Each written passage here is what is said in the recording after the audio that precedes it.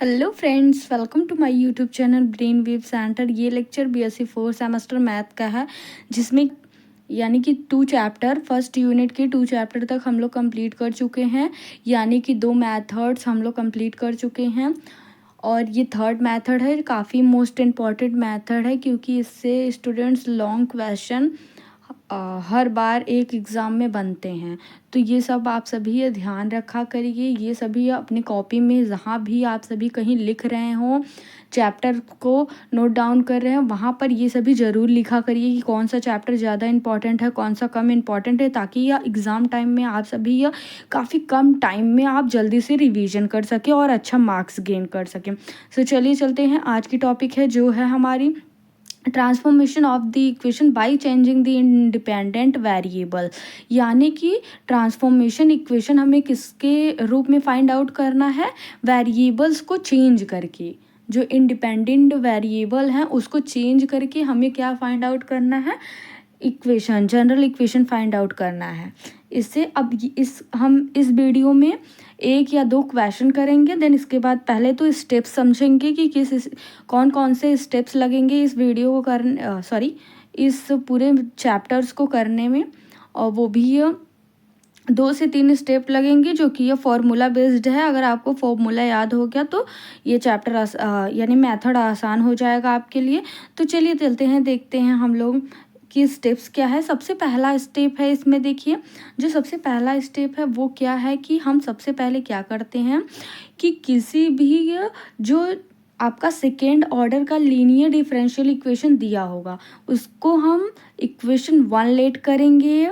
Then उसके बाद उसके जनरल इक्वेशन यानी सेकेंड लीनियर डिफरेंशियल इक्वेशन के जनरल इक्वेशन से हम लोग क्या करेंगे, पी क्यू आर की वैल्यूज़ को निकालेंगे उन दोनों को कंपेयर करके। ये आपको क्लियर हो गया। देन अब सेकेंड स्टेप क्या है आपका? सेकेंड स्टेप देखिए, converting independent very most important steps. तो आप क्या करेंगे, जो x का कोफिशिएंट x का वेरिएबल दिया रहेगा, यहाँ पर देखिए x है, यहाँ पर भी x है। जो x दिए रहेगा हम लोग उसको क्या चेंज करेंगे? z में चेंज करेंगे। तभी ना इसका नाम क्या पड़ा? Transformation of changing variables. So हम लोग x को किस में चेंज करके z में चेंज करेंगे। आप किसी में भी चेंज कर सकते हैं y को छोड़कर, क्योंकि y से आप कंफ्यूज हो जाएंगे। सो y को छोड़कर आप x को किसी के फॉर्म में चेंज कर सकते हैं, लेकिन एक रहेगा तो सही रहेगा क्योंकि फॉर्मूला भी उसी हिसाब से चेंज करना होगा। तो ये सब ध्यान रखा करिए। तो यहाँ से z ही मान के चलिएगा, आप लोग भी चेंज करेंगे तो इसका एक रिलेशन बनेगा जो कि यह z is equal to f of x बनेगा। यानी कि ये कोई भी x का फंक्शन जो है वो z का फंक्शन एफ ऑफ एक्स है। ओके, तो यहाँ से आप ये कर लेंगे। Then the given equation is transformation equation. अब जो इक्वेशन हमारी बनेगी x को z के फॉर्म में चेंज करने के बाद जो इक्वेशन बनेगी उस इक्वेशन को हम लोग क्या कहेंगे? ट्रांसफॉर्मेशन इक्वेशन कहेंगे। कौन सा इक्वेशन करेंगे? ट्रांसफॉर्मेशन इक्वेशन कहेंगे। तो वेयर जहाँ पर यहाँ देखिएगा, अब देखिए इसमें जो हम ट्रांसफॉर्म करेंगे तो ये इक्वेशन बनेगी। तो यहाँ से हम लोग P1 को क्या लिखेंगे? P को P1 लिखेंगे, देन Q को Q1 लिखेंगे और यहाँ से X को हम लोग Z के फॉर्म में ट्रांसफॉर्म कर देंगे। देन यहाँ पर P1 निकालने की जो फॉर्मूला होगा वो क्या हो जाएगा? D square z upon d x square plus d p into d z upon d x whole upon d z upon d x का होल स्क्वायर, कॉमा करेंगे। देन Q1 की वैल्यू को निकालने के लिए जो फॉर्मूला है हमारा वो है Q upon d z upon d x का होल ऑफ द स्क्वायर, ये है। एंड R1 का जो निकालने के लिए फॉर्मूला है वो क्या है देखिएगा, तो R upon d z upon d x का होल ऑफ द स्क्वायर। ये टोटल आपके ये फॉर्मूले हो गए जो कि ये P1 Q1 एंड R1 को निकालने के लिए यूज़ होंगे। सो ये छोटी सी स्टेप थी जिसको फॉलो करके आप क्वेश्चंस को सॉल्व कर सकते हैं। तो अब हम स्टेप जिन भी स्टूडेंट को क्लियर नहीं हुआ है या फिर क्लियर हुआ है तो वो क्वेश्चन एक बार देखेंगे तो अच्छे से क्लियर हो जाएगा सभी। तो टेंशन ना लेने का, क्वेश्चन देखने का। तो स्टूडेंट ये देखिए आपका क्वेश्चन गिवन है। तो क्वेश्चन क्या कह रहा है कि d two y upon d x square minus का cot x d y upon d x minus y sine square x is equal to 0। सबसे पहले हम क्या करते थे, ये इक्वेशन फर्स्ट लेट करते थे, देन पी क्यू आर की वैल्यूज़ को फाइंड आउट करते थे। तो स्टेप क्या था, step first on comparing in the equation d2y upon dx square plus p into dy upon dx plus q y is equal to r, ये आपका equation दे दिया गया है general second linear differential equation का। तो हम यहाँ से इसको कंपेयर करेंगे दोनों को। तो कंपेयर करने के बाद जो हमें मिलेगा वो क्या मिलेगा देखिएगा। तो p से जब कंपेयर, देखिए d square y upon d x square, इसको अगर कंपेयर करेंगे तो ये कैंसिल आउट हो जाएगा। देन यहाँ देखिए p को अगर कंपेयर करेंगे तो माइनस का कॉट एक्स हमें मिल रहा है। तो p की जगह पर क्या मिल रहा है, माइनस का cot x. Then d y upon d x same है, तो यहाँ से p की वैल्यू क्या हो जाएगी, माइनस की कॉट एक्स हो जाएगी। q की वैल्यू क्या हो जाएगी, यहाँ से देखिए माइनस का साइन स्क्वायर एक्स हो जाएगा। देन r की वैल्यू क्या है, यहाँ से देखिए 0 है। तो ये हमें p क्यू r की वैल्यूज मिल गई हैं जी। पी क्यू आर की वैल्यूज़ को हम लोग निकाल चुके हैं। अब क्या करेंगे, सेकेंड स्टेप जो था वो रिप्लेशन the x to z in comparison equation, यानी कि हम लोग जो कंपेयर किए हुए हैं इक्वेशन में उसको हम लोग क्या करेंगे, एक्स की जगह पर जेड पुट करेंगे। तो यहाँ से देखिए d two y upon d x square plus p one d y upon d z plus q one y is equal to r one हो जाएगा। इक्वेशन 2 हम इसको लेट कर लेंगे। अब क्या करेंगे, थर्ड स्टेप हम लोग क्या करेंगे, Q1 को कांस्टेंट मानेंगे। क्या मानेंगे, Q1 को कांस्टेंट। थर्ड स्टेप हमारा क्या था, Q1 की वैल्यूज़ को फाइंड आउट करना। तो सबसे पहले हम मानेंगे कि Q1 हमारा किसी कांस्टेंट के इक्वल है। तो फिर हम क्या करेंगे, Q1 हमें पता है कि Q1 की फॉर्मूला क्या होती है, Q upon d z upon d x का whole of the square. Okay, so यहाँ से हम लोग क्या कह सकते हैं, इज इक्वल टू माइनस का साइन स्क्वायर। अब देखिए क्यू की जगह पर क्या पुट करेंगे, जो क्यू की यहाँ वैल्यू निकली थी, माइनस का sine square x upon d z upon d x का होल ऑफ द स्क्वायर। ये हम लोग क्यू की वैल्यू रखे हैं, यहाँ से ये एज इट इज रख दिए हुए हैं। अब देखिए अगला स्टेप क्या करेंगे, यहीं से देख लीजिएगा आप लोग। इसको हम लोग क्या करेंगे, अगर Q1 देखिए मिल गया, अब यहाँ से हम लोग केवल इतने को ही सॉल्व करेंगे। तो Q upon d z upon d x, I hope दिख रहा है आप लोगों को, इज इक्वल टू, यहाँ से देखिएगा हम लोग क्या करते हैं, देखिए Q जो है हमारा, Q को हम लोग जानते हैं कि साइन स्क्वायर एक्स के इक्वल है। तो यहाँ से इसको ना करके आप लोग, अब इसको यहाँ से हम लोग ये वैल्यू से हम लोग एक कांस्टेंट लेट करेंगे। अब वो कांस्टेंट कैसे लेट करेंगे, जैसे कि ये साइन स्क्वायर के आगे यहाँ पे देखिए इसका कोफिशिएंट क्या है, माइनस का 1 है, ये माइनस लगा हुआ है, ये 1 है, तो -1 का कोफिशिएंट है इसका साइन स्क्वायर एक्स का। तो इसके इक्वल हम क्या मान लेंगे, माइनस का 1 मान लेंगे। देखिए हमने माना क्या हुआ, माना क्या है, sign square x upon d Z square upon d x square is it is वैसे ही लिखा हुआ है। अब यहाँ के कोफिशिएंट -1 को हम लोग यहाँ मान लेंगे किसी कांस्टेंट के रूप में। तो -1 हमने लेट किया कि ये इसका कांस्टेंट है। अब देखिए -1 क्यों लेट किया वो भी अभी आप लोगों को पता चल जाएगा। तो डी जेड अपॉन, यहाँ से देखिए 1 का मल्टीप्लाई करेंगे तो यहाँ से इसका करेंगे, यहाँ से इसका, तो यहाँ से इसका करेंगे तो आ जाएगा D z upon d x का होल ऑफ द स्क्वायर। ये माइनस में आएगा, ये -1 हमने कांस्टेंट लेट किया हुआ था। यहाँ से 1 का इधर करेंगे तो माइनस में आ जाएगा sine square x. So minus minus cancel out हो जाएंगे, d z upon d x square, यहाँ पे whole of the square cancel out होके साइन एक्स केवल बचेगा, क्योंकि ये यहाँ से 2 था तो 2 कैंसिल आउट हो जाएगा, 2 साइन था। तो d z upon d x is equal to sine x. हमें ऐसा कांस्टेंट लेट करना होगा जिससे कि हमें d z upon d x की वैल्यू को निकालने में ईजी हो। तो आप लोग अभी समझ जाएंगे, 2-3 क्वेश्चन होगा तो समझ जाएंगे कि कैसे क्या हमें कांस्टेंट लेट करना है, टेंशन ना लीजिए। तो यहाँ से देखिए इसको हम लोग कर लेंगे। अब इसको क्या करेंगे, एक बार इंट्रीगेट कर देंगे, इक्वेशन हम लोग ए लेट कर लेंगे। अब इसको एक बार हम लोग क्या करेंगे, इंट्रीगेट करेंगे। क्यों करेंगे, क्योंकि ये जेड की वैल्यू फाइंड आउट हो जाएगी। और एक बार हम लोग क्या करेंगे, डिफ्रेंशिएट करेंगे। क्यों? क्योंकि यहाँ से जब डिफ्रेंशिएट करेंगे तो d2z/dx² की वैल्यू फाइंड आउट होगी। तो सबसे पहले हम लोग इंटीग्रेट करेंगे, तो ऑन इंटीग्रेशन इक्वेशन ए को हम लोग इंटीग्रेट करेंगे तो यहाँ से देखिएगा हमें क्या मिलेगी, जेड की वैल्यू मिलेगी। तो जेड माइनस क्या हो जाएगा, हम इंटीग्रेट करेंगे साइन एक्स को तो माइनस का कॉस एक्स हो जाएगा। Z is equal to minus का कॉस एक्स हमें मिल गया। अब इक्वेशन क्या करेंगे, इक्वेशन ए को हम लोग क्या करेंगे, डिफ्रेंशिएट करेंगे। तो d2z/dx² इज इक्वल टू, अब ये जो कॉस यहाँ पर देखिएगा कहाँ है, हाँ जी यहाँ पर है इक्वेशन ए। अब साइन का क्या हो जाएगा, कॉस हो जाएगा, तो कॉस एक्स हो गया यहाँ से। अब यहाँ से देखिए स्टेप 4 जो है वो P1 की वैल्यू हम लोग फाइंड आउट करेंगे। तो P1 की वैल्यू फाइंड आउट कैसे होती है, वो फॉर्मूला हमने लिखाया हुआ है, अभी को मैंने बताया कि d² plus p into dz/dx का होल ऑफ द स्क्वायर। सो इसीलिए हम लोगों ने क्या किया हुआ है, P1 को निकालने के लिए ये सभी ये इंटीग्रेशन की हुई हैं। तो इसीलिए अगर नहीं करते हम लोग तो d2z/dx की वैल्यू हम लोगों को नहीं मिलती, फिर P1 की वैल्यू कैसे निकालते हम लोग। इसीलिए हम लोगों ने क्या किया, इसको सेकेंड टाइम डिफ्रेंशिएट करा, देन उसको इंटीग्रेट किया।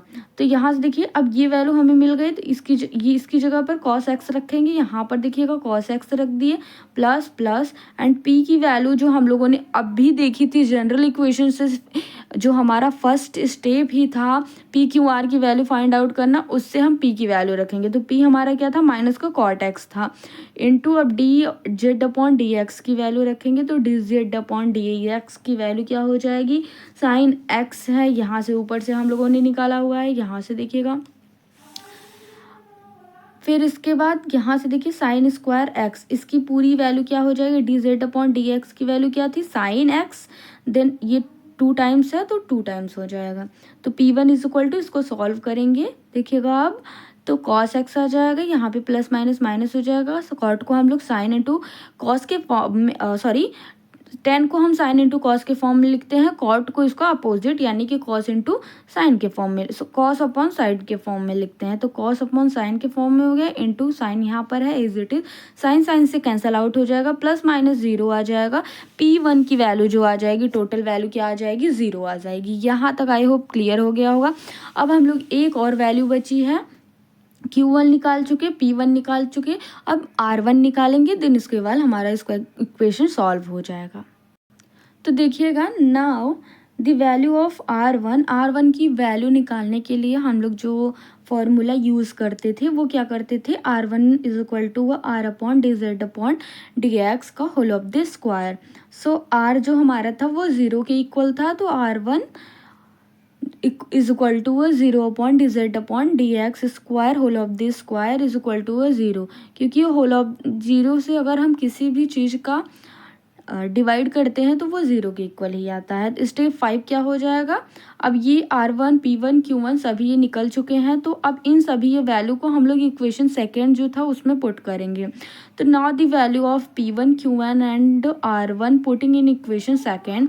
इक्वेशन सेकेंड हमारी क्या थी, d2y/dz² plus P1 dy/dz plus Q1y is equal to R1। ये हो जाएगी हमारी, ये हमारी हो जाएगी पूरी वैल्यू। फिर यहाँ से हम लोग P1 की वैल्यू रखेंगे, Q1 की वैल्यू रखेंगे, R1 की वैल्यू रखेंगे। P1 की वैल्यू 0 आई थी, Q1 की वैल्यू 1 आई थी, एंड R1 की वैल्यू क्या आई है, 0 आई है। ये सभी रखेंगे। अब यहाँ से देखिएगा ये वैल्यू 0 आ गई, देन इसको सॉल्व करेंगे तो d2y/dz² माइनस का y इज इक्वल टू 0 आ जाएगा।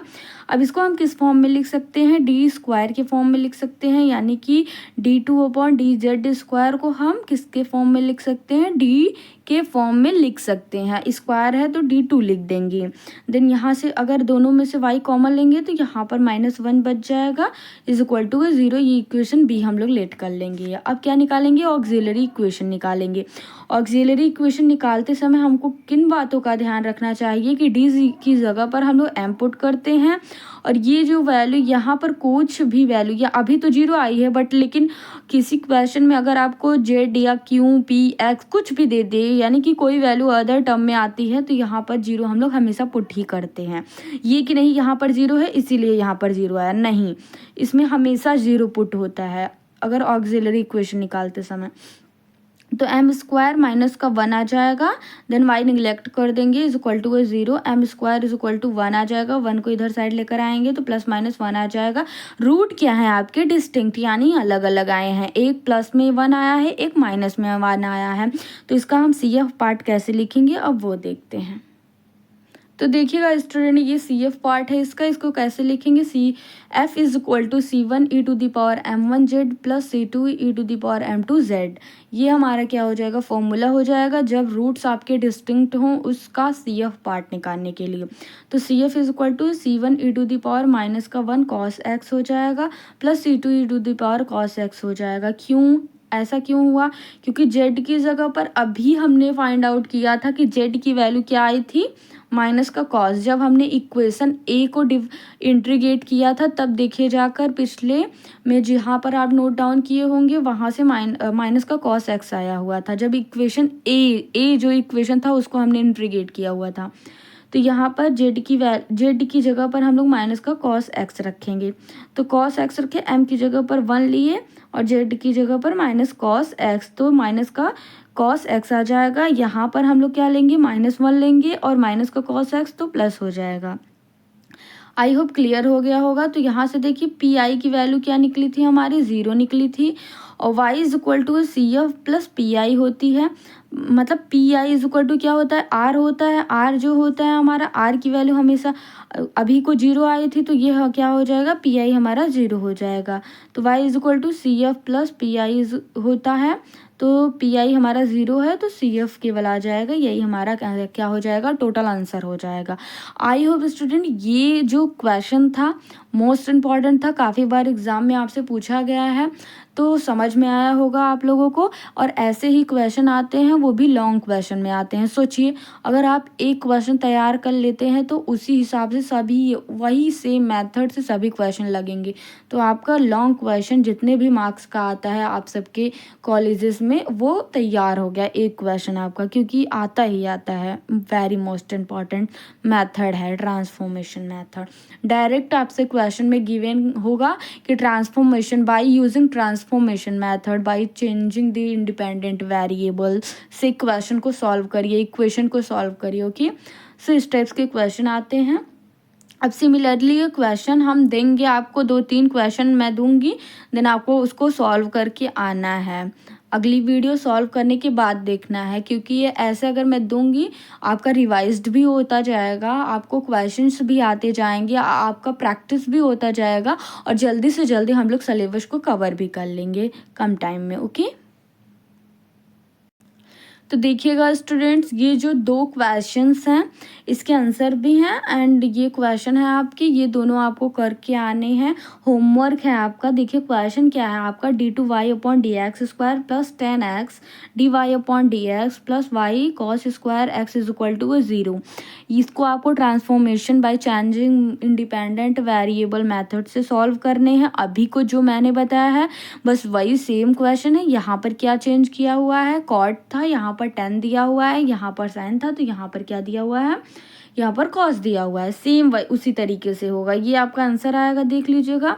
एंड जो क्वेश्चन है आपका अगला वो d/y/dx² plus cot x dy/dx 4y cos² x is equal to 0 है।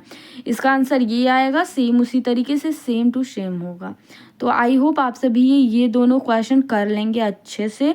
सो अगली वीडियो में हम लोग बात करेंगे अगले टॉपिक पे बारे में। एक क्वेश्चन और है, वो अगर आप लोगों को मतलब सेम मेथड्स हैं, अगर आप लोगों को आता है, केवल दिमाग का यूज़ करना है। यहाँ पर इसको सॉल्व कैसे करना है वो मैं बता देती हूँ आप लोगों को। देखिए अगर e टू दी पावर है ना, तो e टू दी पावर इसका 2 का मल्टीप्लाई करेंगे तो 2x आ जाएगा plus e to the power 2x आ जाएगा। बस अब ये आ गया ना, इसी को हमने इस फॉर्म में ट्रांसफॉर्म कर दिया, तो इसी को आप लोग क्या करेंगे, प्रूफ करेंगे, देन आपका आंसर आ जाएगा। तो फ्रेंड्स इस क्वेश्चन में ट्रिकी क्या है, ये जो क्वेश्चन है इसमें आपको क्या करना होगा, इस ऑक्सिलरी इक्वेशन निकालते समय आप लोग ध्यान देंगे कि डी की जगह पर एम को पुट करेंगे, फिर वहाँ से रूट्स को, जैसे कि रूट्स आप लोग फाइंड आउट करते थे क्लास 12th 10th में, उस टाइप्स के रूट्स आप लोग फाइंड आउट कर लेंगे। या 2 रूट्स बनेंगे आपके, तो वो एक m इज इक्वल टू 1 आएगा, देन एक m इज इक्वल टू 3 आएगा। तो वहाँ से आप लोग m, देखिए मैं थोड़ा सा आपको हिंट दे देती हूँ। जब आप लोग रूट्स निकालेंगे ना तो m इज इक्वल टू 1 आएगा, m इज इक्वल टू 3 आएगा, ये दोनों रूट्स आपके आएंगे। इसको आप अगर देखिए m is equal to 1 and 3 है तो दोनों अलग अलग रूट्स हैं, तो ये डिस्टिंक्ट टू CF मेथड्स यहाँ पर लगेंगे। यानी कि CF जो होगा आपका वो C1 e to the power m1z plus C2 e to the power m2z के फॉर्म में होगा। तो यहाँ से PI आपका कैसा निकलेगा, जब PI निकालेंगे ना तो जब आपकी इक्वेशन आएगी, जब आप ऑक्सिलरी इक्वेशन निकालते समय जो आपकी इक्वेशन आएगी वो क्या आएगी, D2 minus 4D plus 3 y is equal to e to the power 2 e to the power x। इस फॉर्म में ये जो आएगी आपकी ऑक्सिलरी फॉर्म निकालते समय इस फॉर्म में इक्वेशन आएगी। जब पूरी इक्वेशन को आप लोग सॉल्व करेंगे, P1 Q1 और R1 की वैल्यू को निकालने के बाद जब आप लोग पुट करेंगे तो वहाँ से ये फॉर्म आपको मिलेगा, ये फॉर्म मिलेगा। तो इससे हम लोग ऑक्सिलरी फॉर्म निकालेंगे। ऑक्सिलरी इक्वेशन निकालते समय हमें 2 रूट्स मिलेंगे। रूट्स निकालने के बाद तो हम लोग क्या करेंगे, PI निकालेंगे। PI अब देखिए जो e to the power x के फॉर्म में फंक्शन होते हैं उनका मैं PI निकालना ऑलरेडी बता चुकी हूँ आपसे प्रीवियस ईयर लेक्चर्स में। यानी कि जब मैंने वेरिएबल्स मेथड बताए हुए थे या रिमूवल मेथड बताया हुआ था, उन सभी में मैं बता चुकी हूँ कि इसको कैसे निकालते हैं। तो ये जो होता है हमारा, ये 1 अपॉन के फॉर्म में हम लोग लिखते हैं D2 माइनस 4D प्लस 3, इसको अपॉन के फॉर्म में लिखते हैं और इनटू क्या कर देते हैं, ये जो हमारा इनटू क्या करते हैं, ये जो हमारा है e to the power e to the power 2ex, इसको हम लोग क्या करेंगे इनटू में। तो PI इज इक्वल टू क्या हो जाएगा 1 अपॉन, अब देखिएगा इसको हम किस फॉर्म में चेंज कर सकते हैं, e to the power 2 e to the power x। यानी कि इसको हम किस फॉर्म में चेंज करते हैं, e टू द पावर जो हमारा x है इसको हम लोग z के फॉर्म में, क्योंकि जब आप सॉल्व करेंगे ना तो ये आएगा आपका वैल्यू कि z की वैल्यू क्या आएगी e to the power x। अब e टू द पावर यानी कि z की जगह पर हम लोग क्या रख देंगे, 2z रख देंगे e to the power x की जगह पर, ये ऊपर वाले, तो 2z हो जाएगा, ये एज इट इज हो जाएगा 4D प्लस 3। अब देखिए यहाँ से हमारा क्या बन गया, e टू द पावर का फंक्शन बन गया। अब इसको हम कैसे सॉल्व करेंगे PI, यानी कि इसका z का कोफिशिएंट जो होगा वो d की जगह पर हम लोग पुट करेंगे। तो z का कोफिशिएंट क्या है, 2 है, तो z के कोफिशिएंट 2 को हम लोग किस में पुट करेंगे, इस वैल्यूज में पुट करेंगे। तो देखिए क्या आता है, तो 1 अपॉन 2 2 ज़ा 4 आ जाएगा, माइनस का 4 और इंटू 2 4 2 ज़ा 8 हो जाएगा प्लस 3, ये आ गया। अब इसको हम लोग क्या करेंगे, देखिएगा प्लस का 4 एंड 3 क्या हो जाएगा हम लोगों का, तो यहाँ से -1 आ जाएगा 1 अपॉन, अब देखिएगा 1 अपॉन -1 आ जाएगा, इसको सॉल्व करेंगे into e to the power 2z हो जाएगा। तो टोटल वैल्यू क्या आ जाएगी, माइनस की e to the power 2z आ जाएगी PI की वैल्यू। अब देखिए z की वैल्यू अगर हम रखेंगे तो PI इज इक्वल टू क्या हो जाएगा, e to the power 2 e to the power x, यही टोटल PI की वैल्यू हो जाएगी। ये थोड़ी सी थी सॉल्व करने के लिए, आई होप आप सभी को समझ में आई। इससे पहले का आप लोग सॉल्व करके देख लीजिएगा, इसको स्क्रीनशॉट रख लीजिए। जिन भी स्टूडेंट को आता है अच्छी बात है, नहीं आता है तो स्क्रीनशॉट ले लीजिए, समझ लीजिएगा, मैंने समझा दिया हुआ है। सो आगे के लेक्चर में हम अगली वीडियो में देखेंगे। तब तक के लिए आप सभी अच्छे से पढ़ाई करते रहिए। Thank you so much.